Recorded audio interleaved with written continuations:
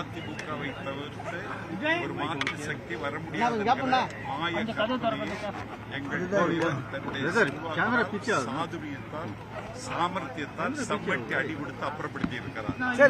இந்த வெற்றிக்கு நிகரான வெற்றி இந்திய அரசியல் இதுவரைக்கும் யாரும் பெற்றதில்லை. 34.92% வாக்குகள் வாங்கியிருக்கிறார் என்றால் இந்தியாவில் எந்த கட்சிக்கு கூட்டணியும் இல்லாமல் வாங்கிய வரலாறு இந்த வரலாறு. 36 கட்சிகள் 200 சாதி குழுக்கள் ஒன்றிணைந்து நின்றபொழுது அவர்களை தகர்க்க முடியும் என்று நிரூபித்திருக்கிற எங்கள் தலைவர் விஜய் அவர்கள் தமிழ்நாட்டு அரசியலில் ஒரு தள்ளி போட முடியாத தாகம், அலட்சியப்படுத்த முடியாத அரண், தாண்ட முடியாத அகழி, அணைக்க முடியாத நெருப்பு, சீன பெருமிதல் போல் தமிழர்களுக்கு கிடைத்த மான பெருமிதல். எம்ஜிஆரோட ஒப்பிட்டு பேசிருந்தாங்க. ஆனா இப்ப எம்ஜிஆரோட கூடுதல் சதவீதம் வாங்கியிருக்காரு தேர்தலில். ஆமா, எம்ஜிஆருக்கு பெண்களின் ஆதரவு இருந்தது. எங்கள் தலைவருக்கு பெண்களின் ஆதரவு மட்டுமல்ல, உங்களை போன்ற வாலிபர்களின் ஆதரவும் இருந்தது.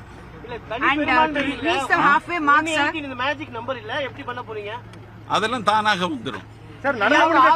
முதலமைச்சர் தோல்வி அடைஞ்சிருக்காரு, அதை எப்படி பாக்குறீங்க? முதலமைச்சர் தோல்வி அடைஞ்சிருக்காரு சார். முதலமைச்சர் தோல்வி அடையணும். திராவிட முன்னேற்ற கழகத்திற்கு இனிமேல் இறங்கு முகம், வீழ்ச்சியை நோக்கி அவர்கள் பயணிக்கிறார்கள். நாங்கள் சிகரங்களை நோக்கி சிறகுகளை விரிக்கிறோம். நன்றி.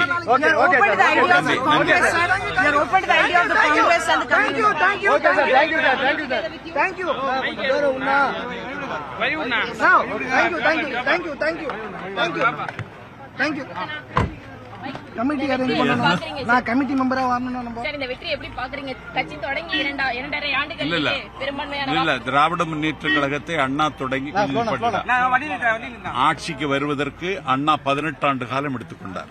மக்கள் திலகம் எம்ஜிஆர் அதிமுகவை தொடங்கி ஆட்சிக்கு வருவதற்கு 5 ஆண்டு காலம் எடுத்துக்கொண்டார். ஆனால் தாவேகாவை தொடங்கி 3 வருடம் கூட எடுத்துக்கொள்ளாமல் எங்கள் ஆட்சியை, தாவேகா ஆட்சியை தமிழ்நாட்டில் எங்கள் தலைவர் கொண்டு வந்திருக்கிறார் என்றால் 8வது அதிசயம் இது. இன்னும் 11 இடங்கள் வந்து தேவைப்படுகிறது. அதெல்லாம் ஃபில்அப் ஆயிடும். அதுக்கான பேச்சுவார்த்தை அப்படிங்கிறது பாமக உள்ளிட்ட காங்கிரஸ் உள்ளிட்ட கட்சிகளுடன் எது பேச்சுவார்த்தை அப்படிங்கிறது தொடங்கி இருக்குதா? என்ன பண்ணி இல்ல அது தலைவர் முடிவெடுப்பாரு. அது எங்கள் தலைவர் முதலமைச்சர் ஆக போறார் 2 நாள்ல.